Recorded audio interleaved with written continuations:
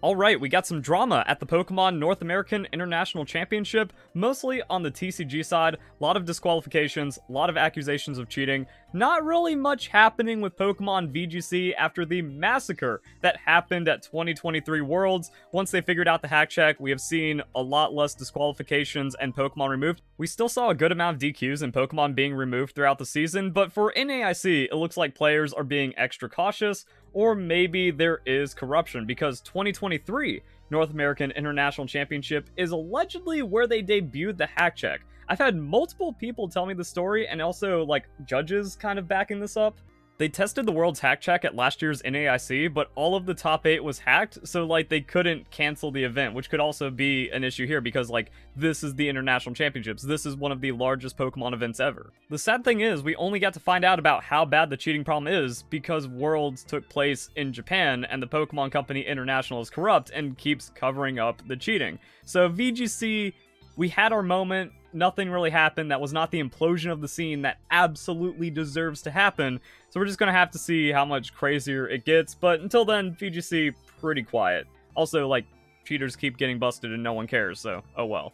But on the TCG side, TCG absolutely massive for play Pokemon right now. However, we're seeing a lot more problems come up with the format and just a lot of player behavior and cheating in general. So why are judges on stream allowing for 3 minutes of prize checking on turn 1? To put that in perspective, if both players did it in all 3 games, it's a third of the total time for the best of 3. Clearly unreasonable. So yeah, a lot of slow play going on, a lot of draws happening, and a lot of players just playing improperly and it not getting caught by judges. But we are still seeing disqualifications and punishments, so a lot of inconsistency that's causing player turmoil. So skim the YouTube video. Both of Bradner's prize checks seem to be under 2 minutes.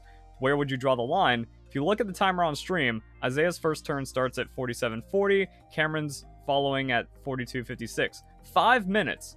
Most of it was spent on prize checking, spread out across multiple searches. And that is a really unique issue with Pokemon, but it doesn't seem like prize checking is being enforced, where people are just skimming through their decks for minutes to try to figure out their 6 prize cards. If it takes that long, that's a skill issue, and there needs to be some kind of enforcement on that. And then going into the draw issues, oh look, they didn't even get to start Game 3. I'm shocked. Hey, look at that. Our boy Tord, notorious cheater in Pokemon TCG, Tord vs. Vance World Finals, had 5 minutes, 32 seconds worth of time violations due to the first turn deck searches. Something's gotta give. So yeah, as you can see, a little bit of drama coming up. And now, again, TCG is getting so big, so much popularity and publicity. And now a lot of people are paying attention to the streams, the slow play, and just all of the other issues that are going on. Also, yesterday, we talked about Noah and his deck stacking. He actually got disqualified for it. People were talking about the DQ before I even made my video. I woke up, I saw the comment, and I went, wait a second, I'm going to look into this for myself, but apparently he was already disqualified. I can't keep up with everything going on in the Pokemon community because most of the community has me blocked for being against cheating, which means if you hear about anything, please comment. I need to get on the story because it's really hard for me to find a lot of the information. Also, with over 90% of the Pokemon community being toxic, cheat defending, and trying to cover up some of this stuff, it gets extra hard for me to break these stories like I used to. And it's because I broke all these crazy cheating stories that it gets harder for me to find them. But yeah, Noah actually got DQ'd for egregious deck stacking, which is great to hear. However, his cheating friends came in and tried to defend him, so I hate drama. Unfortunately, I have to be making this post. Please read below and watch the clip before replying. The reason why a lot of people agree that Noah was stacking is because they watched the clip and they saw him fail false shuffles and mishandle his deck and then draw the unfair stamp in the exact same position. That doesn't happen by coincidence. So it's also funny because if you read the whole thing, their summary is, I think it was a series of unfortunate events. But that's different than this TLDR, he did not cheat. Play Pokemon community is disgusting, guys, but at least a lot of people are onto it. Sorry, he wanted unfair stamp, saw it at the top of the deck, shuffled, ended up as the second card on top of his deck. Pretty clear that the deck was stacked. Watch the shuffle after the reset stamp. It looks absolutely nothing like the shuffle after the Ultra Ball. And that's one way you can look for if someone's cheating. Like, look at this. He's actually doing it normally, because when he shuffled while stacking the unfair stamp, his right hand went over his left hand, and then that's when he did the false shuffles. But now he's actually riffling properly, even though he is bad at, like, actually randomizing the top card, which, if the opponent's cutting, isn't too much of a problem. I also noticed something weird, because it looks like the judge didn't feel that the deck was sufficiently randomized, and the judge actually takes the deck and shuffles it. So here we can see the judge actually, like, reaching in. He looks over, and then the judge ends up putting the deck back. It's also weird because he doesn't offer to have the deck get cut, which is weird. So yeah, see, like, I think the judge is noticing, like, wait a second, you're not randomizing the top card, even if that's, like, a natural shuffling thing. So it seems like he was trying to stack the entire time, and then, like, when he got really nervous about the stack for the unfair stamp, that's what's like, nah, man, you're DQ'd. And something like this is actually going to come into play later in the video, because the Pokemon community is just all cheaters defending each other, but it just shows no respect for the game, no competitive integrity, and they don't take any of this stuff serious. So we have that, but, like, who's Piper? Wait, Piper is friends with Noah. So of course their friend is going to look out for them. It's also funny that Chris Brown follows all of these people, so just non-stop cheaters. If you want to find a cheater, just see who Chris Brown is following. Who's Chris Brown? The director of global esports and events for Pokemon. We have another friend of Noah defending his cheating. As a friend of the accused cheater on stream, I'm aware that the action looked like egregious cheating. I've never been more certain that he was not cheating, however. Noah only went into this event needing top 256 to get his invite to Worlds at 520 points. But then he went 8-0-1, so I'm pretty sure the prize money changed his mind at that point. Look at this. Pokemon TCG International Championship prizes, Masters first place is $25,000. Also, if you're sniffing top 64 or top 32, you're still winning thousands of dollars. That's your trip paid, a great dinner, and then you still got cash in the bank. So the incentive to cheat is actually super duper high, and the funny thing is, because he got DQ'd, he doesn't get any points for his wins, so it seems like he doesn't get to go to Worlds. We have actually seen a rare case of justice being served in the Pokemon community. So we also have another friend. Like, this dude just friends with everyone. Now they're all covering his clear cheating that the world saw on stream. Flabbergasted that a great player and friend got DQ'd for stacking. Anytime anyone puts cheating or, like, the cheat cause inside of quotation marks, you just know they're a cheater themselves or they're lying. I get non-stop comments every day of people saying, you're claiming that Wolfe cheated, but it's like, no, there is no quotations, there is no but. Using a hacked Pokemon is against the rules, and there's no such thing as a legal hacked Pokemon. Gen Pokemon are hacked. They are illegal by the rules. You are not allowed to use that inside of competition, which is why disqualifications happen, and it's why Wolfe has to lie about his confirmed cheating. I played against Noah in Portland. He called the judge on himself multiple turns after realizing he took prizes. Resulted in a game loss for him. He was happy and truly loves the game. And then $25,000 cash prize got in his way, and he really wanted to win. Just because someone shows sportsmanship in a much lower stakes scenario doesn't mean they haven't cheated before or they won't cheat after. Also, this randomly appeared on my timeline. Someone said they got DQ'd from the NAIC. I'm guessing with this pin tweet, they're in TCG. No information about them, don't know anything about what's going on, but random algorithm said, hey, you've been talking about DQs. Here's someone that got DQ'd. Now, we do potentially have a VGC DQ. We have Riley, 5-time Pokemon VGC regional champion, also the championship point leader, leaving the tournament after going 9-3. Now, this tournament was so large that going X3 actually didn't remove you from top cut contention, so there was still a reason to continue playing. Now, this has also been a very long tournament, so it could have been a drop just from fatigue, since, yeah, like, all of the championship points are pretty much locked up at this point. Maybe that was the math. It's like, oh, I'm going to get, like, top 64 with this record, so I don't need to continue playing since I have enough championship points. But it could also be a disqualification, and word on the street is it's a problem with his Miraidon that got him DQ'd, because, like, yeah, once you're this late in tournament, that's when we see more and more DQs. If he doesn't earn any championship points from the event, it means he was DQ'd.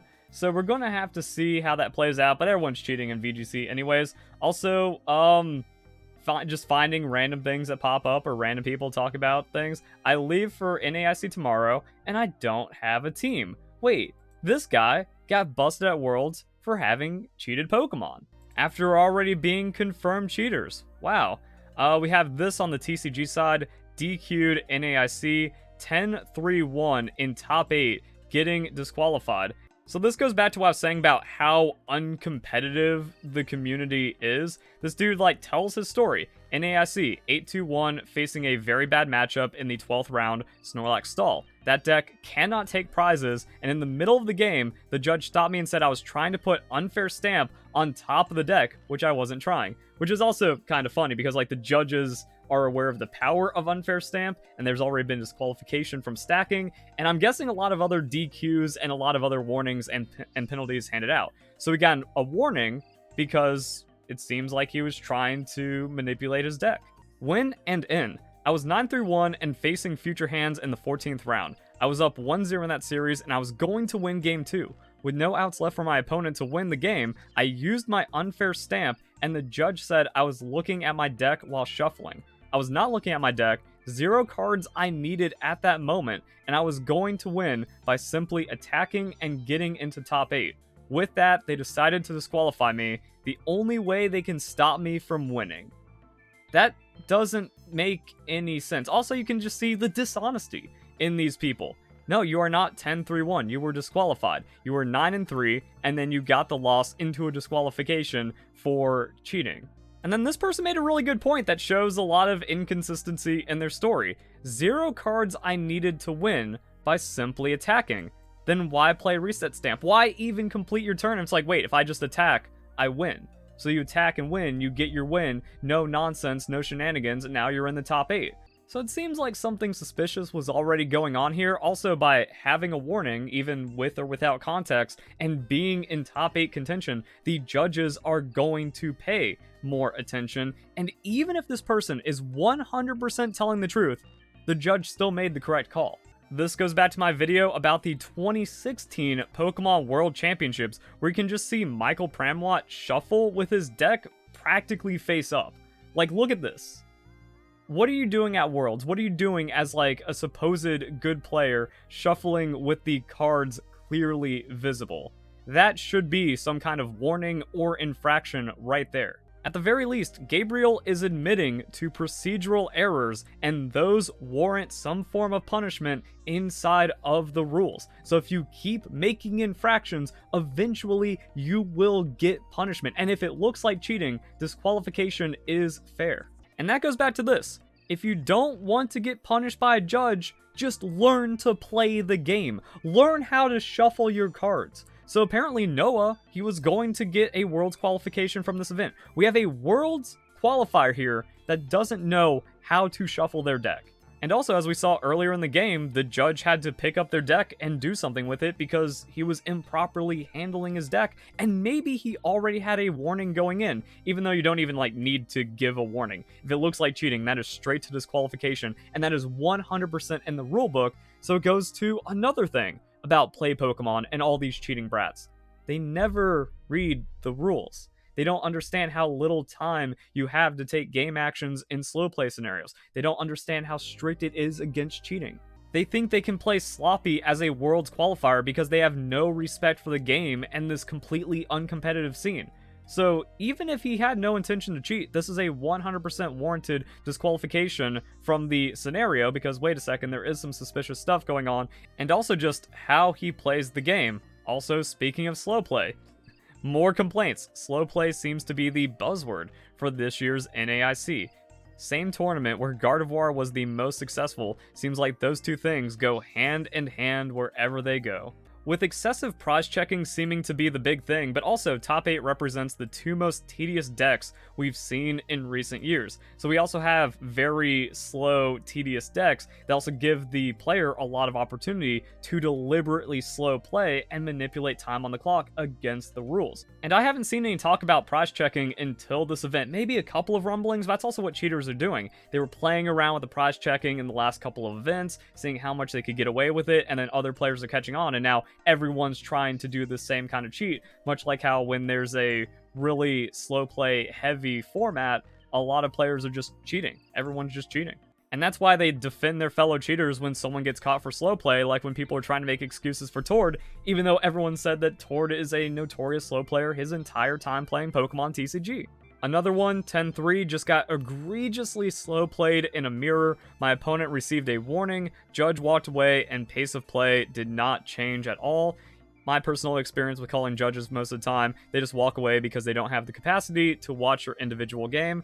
And that is unfortunate, especially on larger events, so it is really hard to punish slow play unless you get into like higher tables and the event starts to shrink down. But even then, like at 10-3, nothing really happened. Now, fortunately, this player didn't make finals. It was just kind of like looking like that on the stream, but that was a glorious punish. Now, Brick, come on, let's see some justice in this world. So, like, everyone knows about some of the notorious slow players. Bro was slow playing, possibly lost his chance to finals, so everyone got to see that on stream as well.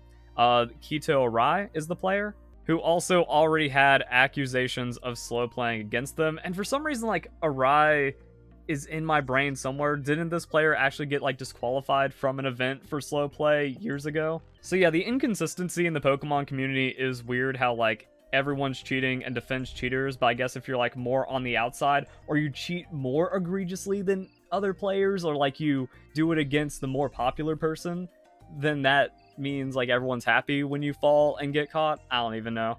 But regardless, the Pokemon North American International Championship seems like a mess, and the TCG is having a lot of scaling and cheating problems.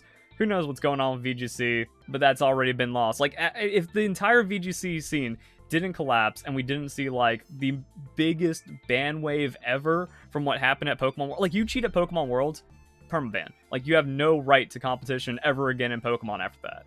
Wolfe still hasn't been banned despite being a confirmed career-long cheater, so at that point, like, VGC's done, and it looks like TCG is also getting cooked as well. So there we go, guys.